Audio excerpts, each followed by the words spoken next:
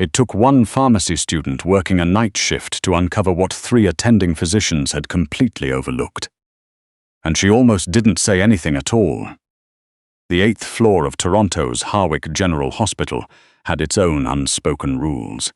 Everyone who worked there knew them without being told.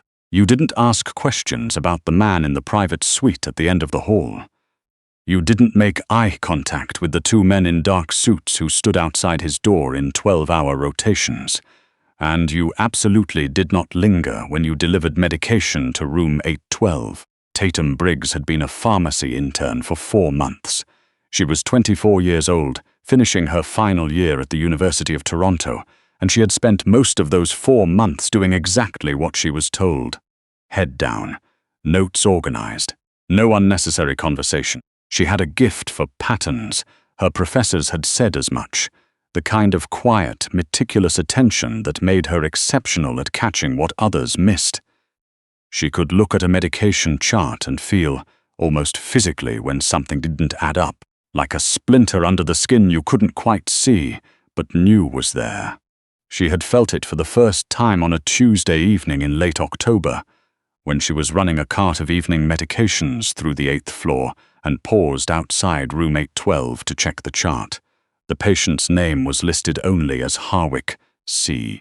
Mr. Callum Harwick, 41 years old. Admitted 6 days ago following a cardiac event. The attending physician on record was Dr. Prentice, one of the most senior cardiologists at the hospital, a man who had been photographed at charity galas with the mayor and whose name appeared on the donor wall in the lobby. There was nothing, on paper, unusual about the file, except Tatum stood in the hallway and stared at the IV medication log. The dosage listed for Harwick's anticoagulant had been adjusted 3 times in 6 days. 3 times was not inherently unusual in cardiac recovery. Titration happened, but the pattern of the adjustments was strange. It wasn't trending toward stabilization. It was oscillating. Up, then down, then up again, in a rhythm that didn't match any standard protocol she had studied, and the notes accompanying each change were thin. A single line each time signed by Dr. Prentice, with no lab values cited to justify the decision. She almost kept walking.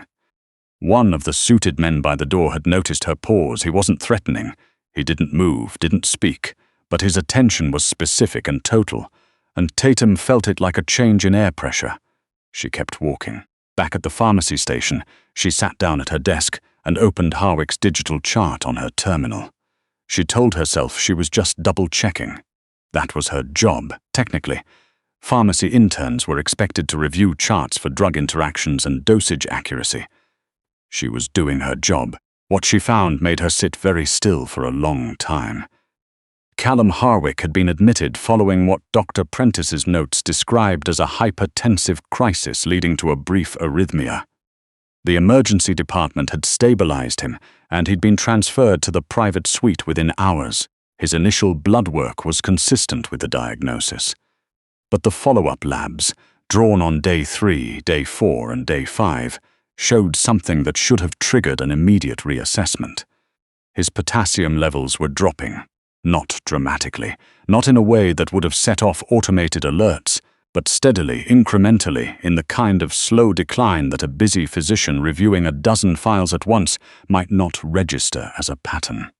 Hypokalemia could cause arrhythmia. It could also, in the wrong combination with the anticoagulants Harwick was currently receiving, significantly increase the risk of a cardiac event.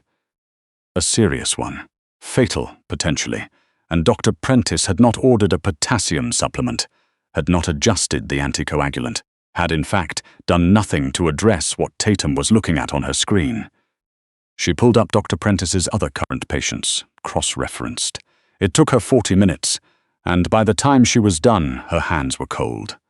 The pattern was not an oversight. She didn't know yet what it was, but she knew what it wasn't.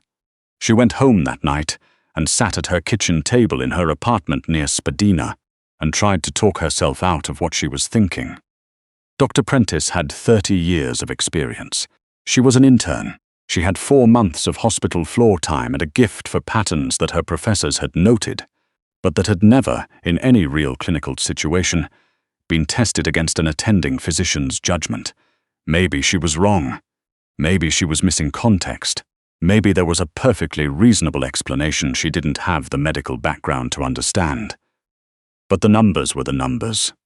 She had checked them 4 times. She went back the next morning early, before her shift officially started, and pulled the chart again. The overnight notes showed no changes. Harwick's potassium had dropped another point.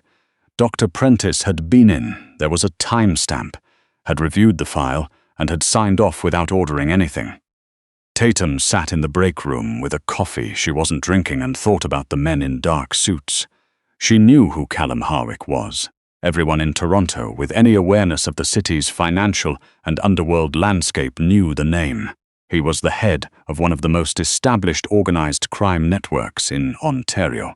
Legitimate business interests across construction, logistics, and real estate layered over operations that law enforcement had been trying to untangle for years. He was powerful in the way that specific men in specific cities became powerful, quietly, thoroughly, and with enough legal insulation that nothing had ever stuck. He had a daughter. Tatum had seen the girl, maybe 14 or 15, in the hallway outside room 812 on her second day, sitting with her knees pulled up and earbuds in, doing homework in a plastic hospital chair with the particular focused misery of a teenager trying not to cry. He also had, apparently, a physician who was doing something to his medication that should not be happening. The question was why, and the question after that was what Tatum was supposed to do about it. She could go to the chief of medicine. Dr. Hargreave was technically her supervisor's supervisor's supervisor, a tall, precise woman who ran the hospital with the energy of someone who had stopped being impressed by anything approximately 15 years ago. She could walk into that office and explain what she had found. Except that Dr. Prentice was on the hospital's board. His name was on the donor wall. And Tatum was an intern 4 months from graduation, who had no leverage, no credentials, and a theory based on lab values and a gut feeling about a pattern. She could go to the nursing staff. The charge nurse on the 8th floor was a woman named Mrs. Oduya, experienced and sharp, the kind of nurse who had seen everything twice. But Mrs. Oduya was already stretched across 6 patients on her own and had on 2 separate occasions been visibly cold in the presence of Dr. Prentice in a way that suggested a prior conflict Tatum had no context for. She thought about the girl in the plastic chair outside room 812. She went back to the chart. On day 7, the pharmacy was assigned to prepare a new IV bag for Harwick's evening infusion. Standard protocol. The pharmacist on duty that afternoon was running behind. A medication error on the 3rd floor had created a cascade of paperwork, and she handed the preparation task to Tatum with a distracted wave. Tatum prepared the bag. She verified every component against the physician's order, cross-checked the concentrations, sealed the bag, and affixed the label. She was about to hand it to the delivery nurse when something made her stop. The physician's order for this particular infusion had been amended. Initialed by Dr. Prentice, the amendment had increased the anticoagulant concentration by a small amount, technically within the range of clinical discretion. But Harwick's potassium that morning had dropped again. Tatum stood at the counter and did the math in her head. It took her approximately 30 seconds. The combination of this concentration of anticoagulant delivered to a patient with Harwick's current potassium levels and cardiac history created a statistical risk that was not theoretical. It was specific, it was calculable, and Dr. Prentice, who had Harwick's morning labs in front of him when he amended this order, either had not done that math or had. She set the bag down. "I need to flag this before it goes up," she said to the pharmacist, who looked up from her paperwork with the expression of someone who did not have time for this. "Flag what?" Tatum explained. Quietly, carefully, citing every value and every timestamp. She had learned from 4 months of navigating a hospital hierarchy as a woman in her 20s with no title to present information in a way that was organized enough to be taken seriously on the first try. The pharmacist listened. Her expression shifted once and then became very careful.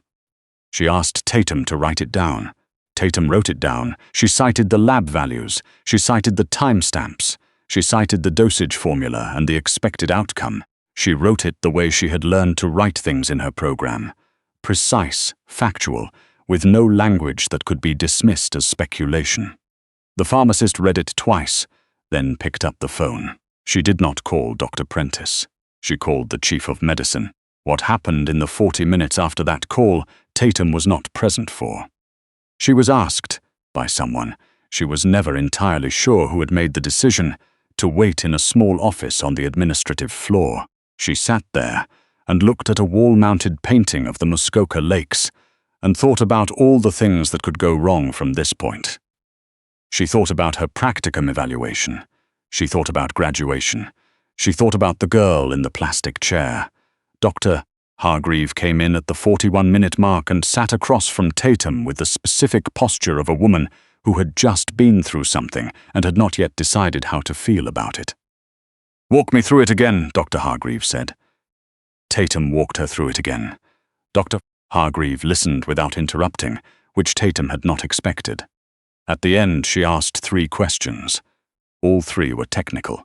Tatum answered all 3 correctly, and she knew she answered them correctly because Dr. Hargreave's expression didn't change, which was how she expressed being satisfied.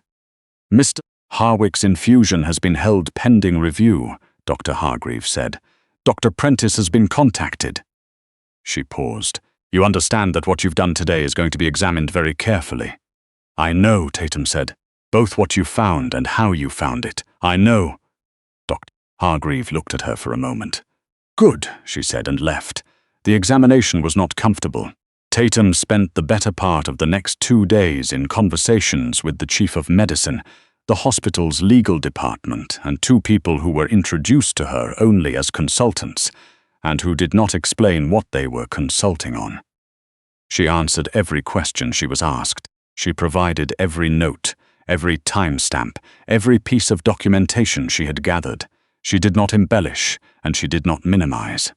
On the evening of the 2nd day, she was in the pharmacy and Mrs. Oduya came in and told her, without much preamble, that a man in room 812 wanted to speak with her. Tatum had been expecting this and dreading it in equal measure.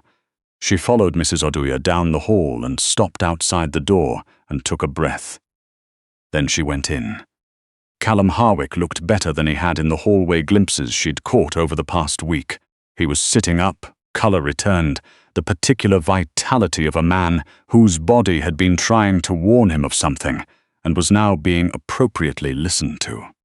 He was solidly built, dark-haired, with the kind of face that suggested he had never in his life been someone you'd accidentally interrupted.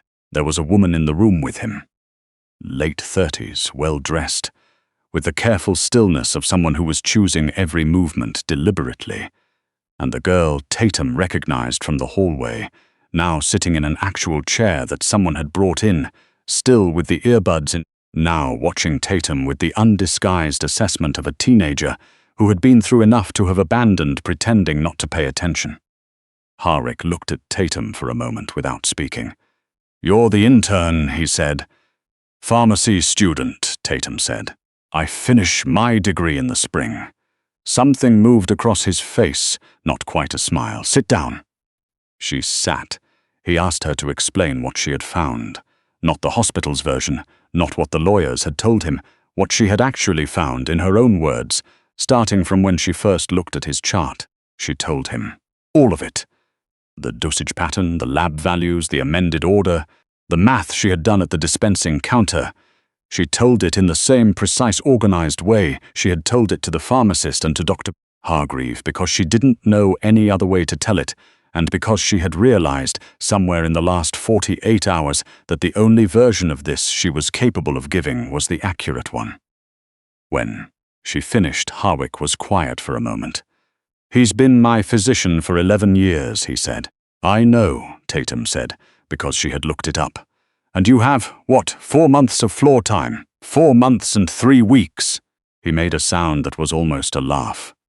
The woman across the room hadn't moved, but something about her posture had shifted slightly. "Why did you stop?" Harwick said. "You could have kept walking. You had every reason to." Tatum thought about how to answer that honestly. "I saw the pattern," she said finally. "I don't know how to see a pattern and not follow it." He looked at her for another moment. Then he looked at the girl, who had taken out one earbud at some point during the conversation and was watching Tatum with an expression that Tatum realized was relief. Raw, exhausted teenager trying not to show it relief. "This is my daughter," Harwick said. "Margot." Margot gave a small, tight nod. "Thank you," she said, and the words came out slightly rougher than she had probably intended, and she looked immediately back at her phone. Harwick looked at his hands for a moment. "Dr. Prentice has been suspended pending investigation," he said. "The hospital's legal team is involved. So are some other people." He didn't elaborate on who the other people were, and Tatum didn't ask. "I understand," she said. "You'll have questions to answer. I've already been answering them. There will be more." He met her eyes. "I want to make sure you have support through that process. Professional support, whatever you need." Tatum had been in enough conversations in the last 48 hours to understand what was being offered without it needing to be named. She considered it. She thought about her practicum evaluation, which was no longer something she needed to worry about in the way she had been. She thought about what the next several weeks were going to look like. "I'd appreciate that," she said carefully. He nodded once. "Good." She stood to leave. At the door, Margot's voice came from behind her, quiet and slightly fierce. "He's going to be okay because of you." Tatum paused in the doorway. She didn't turn around, because she thought if she did, she might actually cry, and she had been holding that together for 2 days, and she was not going to lose it in a hospital room. "He would have figured it out," she said. "I just made it faster." She heard Harwick make that almost law sound again as she stepped into the hall, and she kept walking, and the suited man by the door gave her a look that was, she realized, something like respect. The investigation took 11 weeks. Dr. Prentice, it emerged, had been approached by a business associate of Harwick's, a man with financial interests that stood to benefit significantly from Harwick's death, and had accepted a sum that the lawyers described in documents Tatum was shown as substantial. He had been careful. He had kept every adjustment technically within the range of clinical discretion. He had been counting on the fact that no one would do the math the way Tatum had done it. He had not counted on a pharmacy intern with a gift for patterns and a 4-month-old habit of following them wherever they led. Dr. Prentice's medical license was revoked in December. The business associate was arrested in January. Tatum finished her degree in April, graduated second in her class, and received, on the Friday before convocation, a letter on Harwick General Hospital letterhead offering her a full-time pharmacist position on the 8th floor with a salary that made her sit down. Tucked inside the envelope, in handwriting that was unexpectedly readable for a man who had spent his life surrounded by people who typed everything, was a note. The pattern was always there. "You were the one who looked. CH." She thought about that for a long time. About what it meant to be someone who looked. About the girl in the plastic chair doing homework with her knees pulled up. About the moment at the dispensing counter when she had set the bag down and said, out loud to another person, "I need to flag this." She accepted the position. She started on the first Monday in June, took the elevator to the 8th floor, and walked the same hallway she had walked on that Tuesday evening in October, when she had paused outside room 812 and felt that first faint splinter of wrongness under the skin. The private suite was occupied by someone new now. Different chart, different physician, different story. But the hallway was the same, and Tatum Briggs walked it the same way she had always walked every hallway she had ever been in, paying attention, reading the space, following what she found. Some people saw patterns, some people walked past them. She had never been able to figure out how to do the second thing.